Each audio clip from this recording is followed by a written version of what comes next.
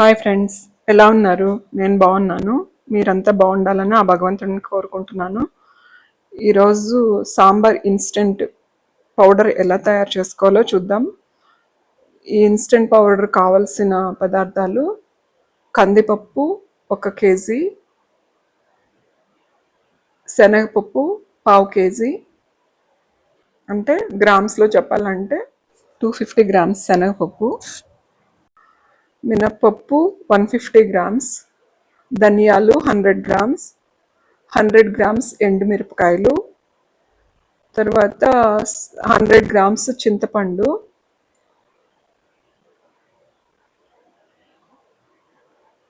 2 table స్పూన్లు జీలకర్ర, ఒక 2 టేబుల్ స్పూన్లు ఉప్పు కావలసినంత మనం మళ్ళీ మిక్స్ చేసుకోవచ్చు. ప్రస్తుతానికి 2 స్పూన్స్ వేస్తున్నాను. 2 స్పూన్స్ కారం, 1 స్పూన్ పసుపు, 1 స్పూన్ మెంతులు, 1 స్పూన్ మిరియాలు, 3 స్పూన్స్ బెల్లం, గుప్పెడు కరివేపాకు, 1 స్పూన్ ఇంగువ.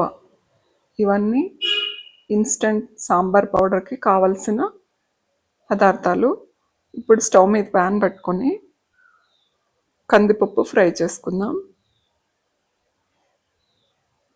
కందిపప్పు ఫ్రై చేసుకునేటప్పుడు చిన్న ఫ్లేమ్ పెట్టుకోవాలి. నిదానంగా ఫ్రై చేసుకోవాలి. ఇది ఫ్రై చేయడానికి 7-8 నిమిషాలు పడుతుంది. ఎందుకంటే నిదానంగా ఫ్రై చేయకపోతే లోపల అంత పచ్చివాసన పోదన్నమాట. పైన కలర్ వచ్చేస్తుంది, లోపల పచ్చిగా ఉండి టేస్ట్ బాగా అనిపించదు. అందుకని నిదానంగా చిన్న ఫ్లేమ్లో కలర్ మారాలి, లోపల వరకు ఫ్రై అవ్వాలన్నమాట. అలా ఫ్రై చేసుకుందాం. చూడండి, కలర్ చేంజ్ అయింది.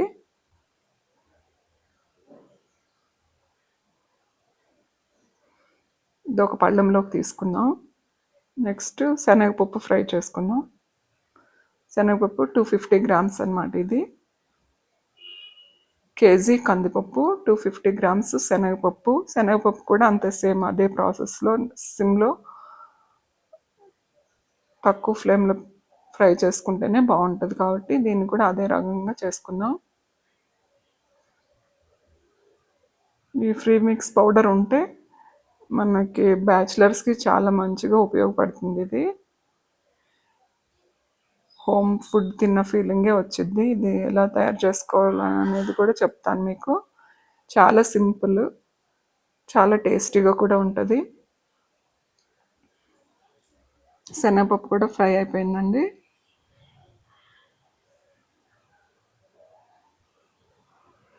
చూసారు కదా కలర్ ఎలా చేంజ్ అయిందో. ఇప్పుడు మినప్పప్పు ఫ్రై చేసుకుందాం. మినపప్పు కూడా అంతే, చిన్న ఫ్లేమ్లో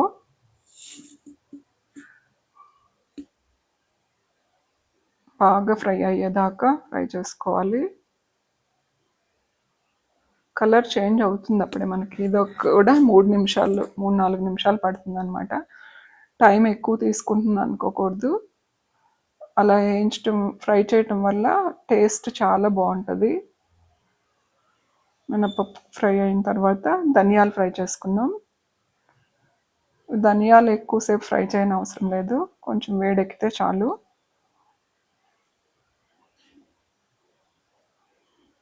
తర్వాత మెంతులు బాగా ఫ్రై అవ్వాలి, లేకపోతే చేదు వస్తుంది, కొంచెం జిగుటుగా కూడా అనిపిస్తుంది అనమాట. కాబట్టి కలర్ బాగా చేంజ్ అవ్వాలి, డార్క్ ఎల్లో రావాలన్నమాట. చూసారు కదా, గోల్డెన్ కలర్ ఫ్రై అంటారు కదా, గోల్డెన్ బ్రౌన్.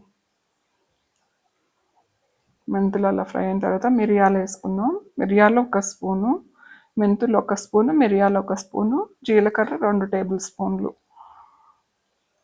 ఇవి కూడా బాగా ఫ్రై చేసుకుందాం. ఇది మా బాబు యూకే చదువుకోవడానికి వెళ్ళినప్పుడు నేను చేసిస్తే 6 మంత్స్ వరకు బాగా యూజ్ అయింది అవన్నీ. చాలా సింపుల్గా చేసుకోవచ్చు. ఇప్పుడు మా ఫ్రెండ్ వాళ్ళ అల్లుడు యుఎస్ వెళ్తున్నారనమాట. చేసి పెట్టమని నన్ను అడిగితే సరే అని చేశాను. అట్లానే వీడియో చేసుకున్నాను అనమాట మీకు చూపించడం కోసం. మీరు కూడా ట్రై చేయండి, చాలా ఈజీ. ఎప్పుడన్నా ఇడ్లీ దోశలోకి సాంబార్ కావాలంటే ఇన్స్టెంట్గా తొందరగా చేసేసుకోవచ్చు. ఇది ఇప్పుడు ఎండుమిరపకాయలు ఫ్రై చేసుకుందాం. ఎండుమిరపకాయలు వచ్చేసి 100 గ్రామ్స్. ఏమి ఆయిల్ వేయాల్సిన పనే లేదు, ఇట్లా అన్నీ డ్రైగా ఫ్రై చేసుకోవడమే. డ్రైగా ఫ్రై చేసుకోవాలి, కమ్మగా వాసన రావాలి. మాడిపోతే టేస్టే మారిపోతుంది సాంబారు పౌడరు. చూసారు కదా, ఫ్రై అయిపోయినాయి. ఇప్పుడు ఇవి కూడా అదే ప్లేట్లోకి తీసేసుకుందాం.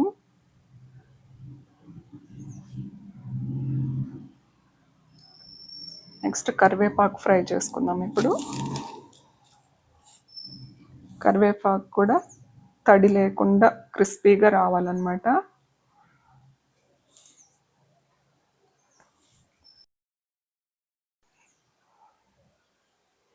ముట్టుకుంటే అట్లా పొడి పొడిగా అయిపోవాలన్నమాట. తర్వాత చింతపండు ఫ్రై చేసుకుందాం. చింతపండు కూడా అదే ప్యాన్లో వేడెక్కితే పౌడర్ మెత్తగా అయిపోతుంది అనమాట, దాంట్లో పౌడర్ లాగా అయిపోతుంది వేడికి. ఇవన్నీ చల్లారిన తర్వాత మిక్సీ పట్టుకుందాం. మిక్సీ పట్టుకొని మిగతా ఇంగ్రీడియంట్స్ కలుపుకుందాం. చల్లగా అయినాయండి, ఆరినాయి. ఇప్పుడు మిక్సీ పడదాం.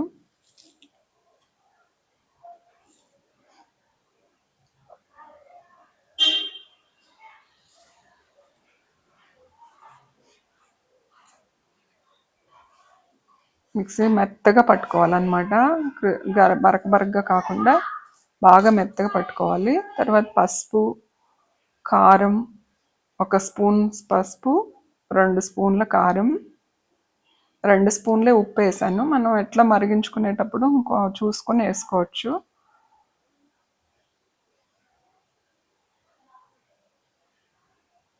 తర్వాత బెల్లం కూడా వేసుకుందాం. నెక్స్ట్ ఇంగువ కూడా వేసేసుకుందాం.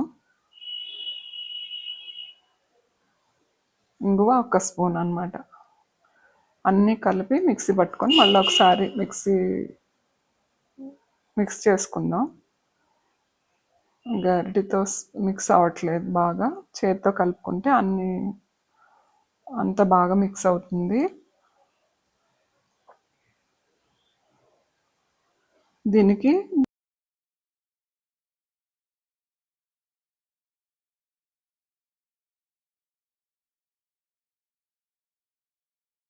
డ్రైగా తాలింపు వేసుకుందాం. దీనికి తాలింపుకి 1 స్పూన్ మెంతులు, 2 స్పూన్ల ఆవాలు, 1 స్పూన్ జీలకర్ర,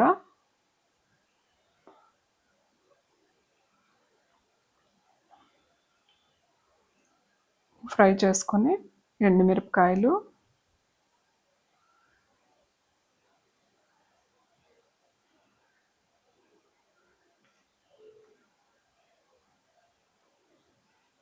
అన్నీ బాగా ఫ్రై అవ్వాలండి, తేమాంసం లేకుండా మంచిగా ఫ్రై అయితే నిలవ పెట్టుకుంటాం కాబట్టి ఏం పాడవకుండా ఉంటుంది. తర్వాత కరివేపాకు, ఎండుమిరపకాయలు కూడా వేగిన తర్వాత వెల్లుల్లిపాయలు కూడా వేసుకుందాం. సేమ్ మనం తాలింపులో ఏం వేస్తామో అవే, కాకపోతే ఆయిల్ లేకుండా డ్రైగా తాలింపు అనమాట. మన మంత్రి గారు చెప్తారు కదా, మంత్రి సత్యనారాయణ రాజు గారు, ఆయిల్ లేకుండా వాడుకోండి అని, అలా అన్నమాట. ఫ్రై చేసుకొని ఆ మిక్స్లో పౌడర్లో వేసి కలిపేసుకుందాం.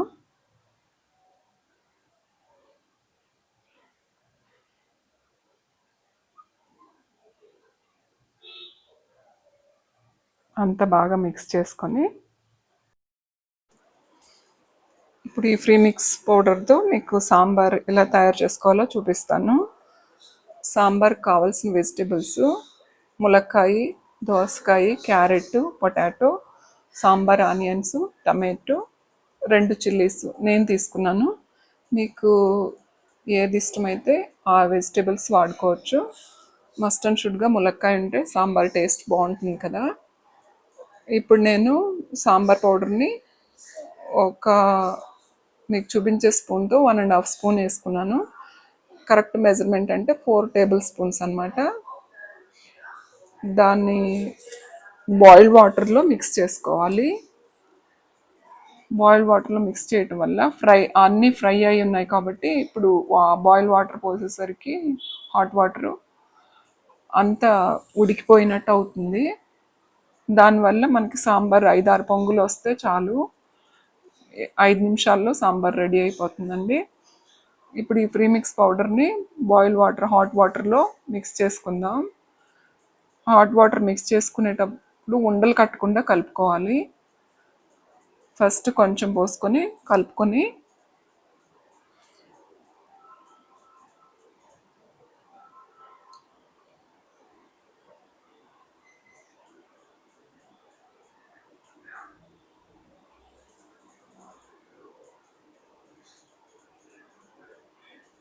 చూసారు కదా అలా మిక్స్ అయిపోతుందో. ఉండలు కట్టదు సాధారణంగా, మనం కలుపుకుంటే ఇంకా బెటర్ అనమాట. ఇప్పుడు చూడండి, పప్పు ఉడికినట్టు ఉడికిపోయింది, మొత్తంగా మెత్తగా అయిపోయింది అనమాట. ఇప్పుడు ఇంకొంచెం వాటర్ పోసుకొని పక్కన పెట్టుకుందాము. చూడండి, తాలింపు దినుసులు కూడా కనపడుతున్నాయి దాంట్లో. చాలా అంటే చాలా మంచిగా స్మెల్ వస్తుంది ఇప్పుడే. ఇప్పుడు ముక్కలన్నీ వెజిటేబుల్స్ అన్నీ బాయిల్ చేసుకుందాం. ఒక స్పూన్ ఆయిల్ వేసి ఒకసారి ఫ్రై చేసుకొని దాంట్లో కొద్దిగా వాటర్ పోసి ముక్క బాగా ఉడకనివ్వాలి.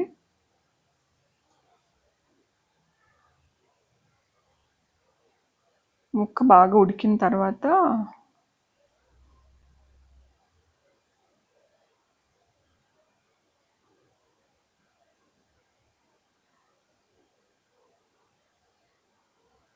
ప్రీమిక్స్ పౌడర్ కలిపి పెట్టుకున్నాం కదండి, ఆ పౌడర్ వాటర్ పోసేసుకుందాం.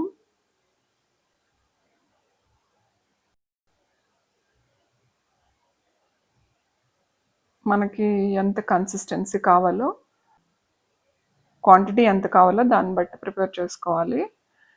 ఇది ఒక 5-6 మందికి వస్తుంది ఈజీగా. చూసారు కదా, ఆ కన్సిస్టెన్సీలో ఉండేటట్టు చూసుకోవాలి. అది ఇంకొంచెం బాయిల్ అయ్యేసరికి కొంచెం థిక్ వస్తుంది అనమాట. ఇప్పుడు తాలింపు పెట్టుకుందాం. తాలింపు ఇప్పుడు అవసరం లేదు యాక్చువల్లీ, బ్యాచిలర్స్ వాడుకునేటప్పుడు అయితే. ఇంట్లో మనకి ఇంకొంచెం టేస్ట్ రావడానికి నేతితో తాలింపు పెడుతున్నాను. తాలింపు దినుసులు ఏం వాడతామో అవేనండి: ఆవాలు, జీలకర్ర, మెంతులు, కరివేపాకు, ఎండుమిరపకాయలు, ఎల్లుల్లిపాయలు. నేను ఎక్స్ట్రా ఆనియన్స్ కూడా వేస్తాను అనమాట. ఆనియన్స్ వేయటం వల్ల టేస్ట్ ఇంకా బాగా అనిపిస్తుంది. మీరు కూడా ట్రై చేసి చూడండి ఆనియన్స్ వేసుకొని. పప్పులో కానీ సాంబార్లో కానీ ఒక 2 స్పూన్లంతా ఆనియన్ పీస్లు వేస్తే ఆ తాలింపు టేస్టే వేరుగా ఉంటుంది. అవన్నీ వేసుకొని తాలింపు పెట్టుకుందాం.